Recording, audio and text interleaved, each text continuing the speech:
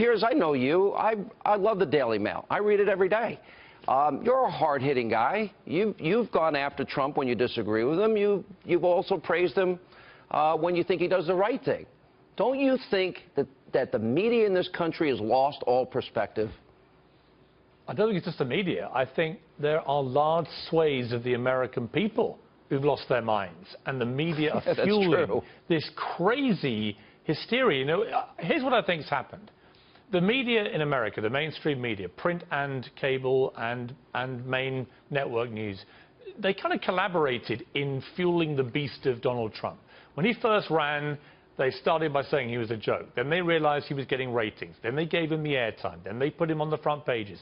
They kept fueling. But they never imagined he might actually win.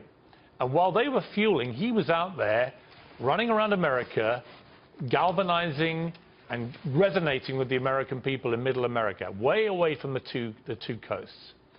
And then came the moment when the American media went, we've got to kill this guy off. This is out of control. But rather like Dr. Frankenstein, it was too late. The beast that they had helped create, as they see it, could not be killed off, and he won the presidency. What I don't like about what is going on now is there is an absolutely frenzied and concerted attempt to delegitimize, sabotage and destroy the Trump presidency before it's even started. I think that is un-American. I don't think it's a patriotic thing that they're doing. I think it's nakedly partisan. It's driven by the New York Times, who were completely in the tank for Hillary Clinton. And I think that as a journalist who worked at CNN for 4 years, where CNN always tried to be, I know your view about CNN, but has a lot of good people there. I think they've got to be careful, all of them. They've got to look at what they're doing here and ask themselves, is this legitimate journalistic rigor, or is it incredibly partisan, often nakedly abusive treatment of a new president? And I think, I'm afraid, it's bordering on the latter. This Russian scandal, when you play some journalists who I completely respect, when you play them talking about this being the new Watergate, being Pearl Harbor, 9/11, you know, the biggest scandal since Iran-Contra and so on, this is a wildly exaggerated view as the facts currently stand. The facts are there is nothing right now to link Donald Trump to any collusion with anyone from Russia in relation to the American election. Piers, nothing. I gotta tell you, that is, you have laid out an extraordinarily powerful indictment against journalism and the media in this country. Let me ask you a follow-up question. And all right, we had a competitive, it's not really competitive, but okay, you mentioned CNN.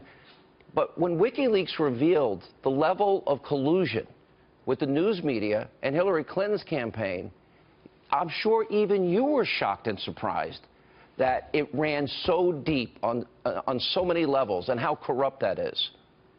Well, look, I think most people at CNN are thoroughly decent journalists, and I respect their integrity. But they still colluded. Well, sure, when you saw the behavior of people like Donna Brazile, who I work with a lot at CNN, deliberately feeding questions to the Clinton camp for debate, I mean, I was completely shocked by that.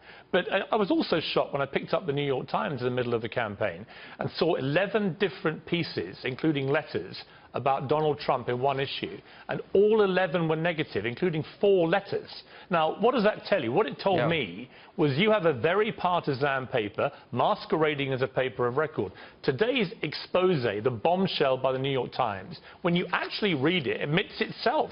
It has nothing to link Donald Trump to this. Now, I think it's perfectly reasonable, just to make this point, Sean, it's perfectly reasonable when a national security advisor resigns like General Flynn, within 3 weeks of getting the job, for journalists to do their job and go after that. And actually, Donald Trump, I think, should answer questions from CNN and others at press conferences. It's reasonable to go after the story. It's not reasonable to make everybody, through the slant of your coverage, believe this is Armageddon, Trump's in there with Putin, he's clearly fixed the election, and so on.